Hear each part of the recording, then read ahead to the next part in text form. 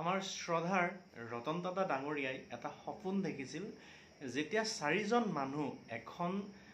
স্কুটাৰত গৈ থাকে কিমান আনচিকিউৰ সেই আনচিকিউৰ মানুহখিনিক তেওঁ দেখি পেলাই এটা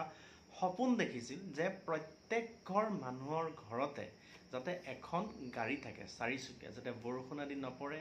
সেফটি হৈ যায় আৰু খুব কম বাজেটৰ ভিতৰত যাতে এখন গাড়ী উলিয়াব পাৰে তেওঁ 1 লাখ টকাৰ ভিতৰত একচুৱেলি ভাবিছিলে দিম বুলি কিন্তু নোৱাৰিলে কাৰণ ইমান সহজ নাছিলে 1 লাখ টকাৰ ভিতৰত দিবলৈ লাহে লাহে গৈ পেলাই 2.5 লাখ টকা হ'লগে আৰু সেইখন আছিল টাটা নেনো কাৰখন টাটা নেনোখন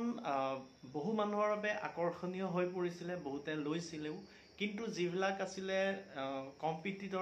কম্পিটিটৰখিনিয়ে মানুহৰ মানে মূৰত এটা বস্তু খুব বেয়াকে সোমোৱাই দিলে দুখীয়া মানুহৰ চিন ৰূপে মানে নেনো গাড়ীখন কিছুমান মানুহে ল'বলৈ বহুত টান পায় যে এইটো ভাবে যে নিজৰ ষ্টেটাছটো ডাউন হৈ যাব নেকি কিন্তু সেইটো নাছিলে তেওঁৰ উদ্দেশ্য আছিলে মহান কিন্তু কম্পিটিটৰ যিবিলাক কোম্পানী আছিলে অটোমোবাইল কোম্পানী তেওঁলোকে ভাবিছিল ইমান কম দামৰ ভিতৰত যদি 1 লাখ টকাৰ ভিতৰত বা 2.5 লাখ টকাৰ ভিতৰত এখন গাড়ী দিব পাৰে তেতিয়াহ'লে তেওঁলোকৰ হয়তো সেল কমি যাব সেইকাৰণে এডভাৰটাইজমেন্টৰ জৰিয়তে তেওঁলোকে মানুহৰ মূৰত সোমোৱাই দিলে দুখীয়া মানুহৰ চিন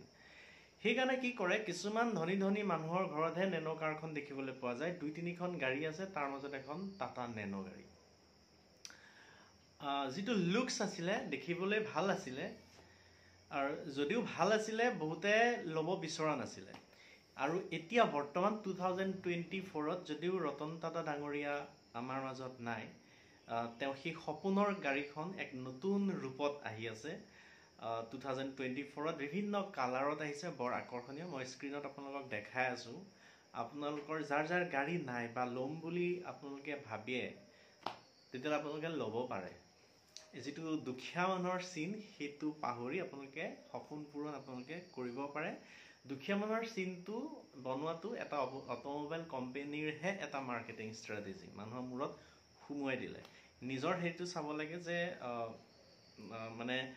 কমফৰ্ট হয় নে নহয় সেই বস্তুটো চালে আপুনি এই গাড়ীখন ল'ব পাৰে মোৰ এই ভিডিঅ'টোৰ উদ্দেশ্য আছিল নতুন আহি আছে নেনো টাটা নেনো খুব ধুনীয়া ষ্টাইলিছ ৰূপত আহি আছে খুব আকৰ্ষণীয় ৰূপত আমি বহুত আগ্ৰহেৰে বাট চাই আছো যাতে আমি ল'ব পাৰো ধন্যবাদ